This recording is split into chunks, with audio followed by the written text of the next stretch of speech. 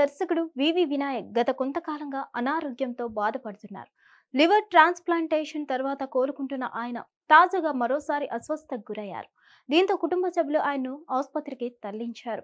మరోవైపు వివి వినాయక్ అనారోగ్యం బారిన పడ్డ విషయం తెలుసుకున్న దర్శకుడు సుకుమార్, నిర్మాత దిల్ రాజు వంటి కొందరు సినిమా సెలబ్రిటీలు ఆయన ఇంటికి వెళ్లి ఆయన్ను పరామర్శించారు. ప్రస్తుతం వైద్యులు పర్యవేక్షణలో ఉన్నట్లు తెలుస్తుంది. ఇకపోతే ఆయన సినిమాల మీద కంటే ఎక్కువగా ఆరోగ్యం మీదే ఫోకస్ పెట్టాలని డాక్టర్ సూచించినట్లు తెలుస్తుంది. ప్రస్తుతానికి ఆయనకి ఎలాంటి ఇబ్బంది లేకపోయినా పూర్తి విశ్రాంతిలో ఉండాల్సిందిగా డాక్టర్లు సూచించినట్లుగా తెలుస్తుంది. ఆది సినిమాతో వివి వినాయక్ దర్శకుడిగా తెలుగు ప్రేక్షకులకు పరిచయం అయ్యాడు.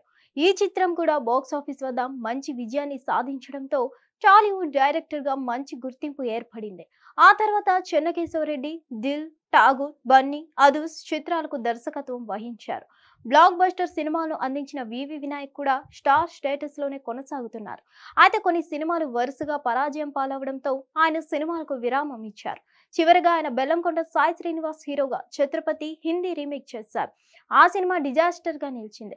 ఆ తర్వాత ఆయన హీరోగా అనౌన్స్ చేసిన సీనయ్య సినిమా పట్టాలెక్కుతుందేమో అనుకుంటే అది నిలిచిపోయిందని ప్రకటించారు. ఆ తర్వాత ఆయన ఎలాంటి ప్రాజెక్ట్ ను ప్రకటించలేదు.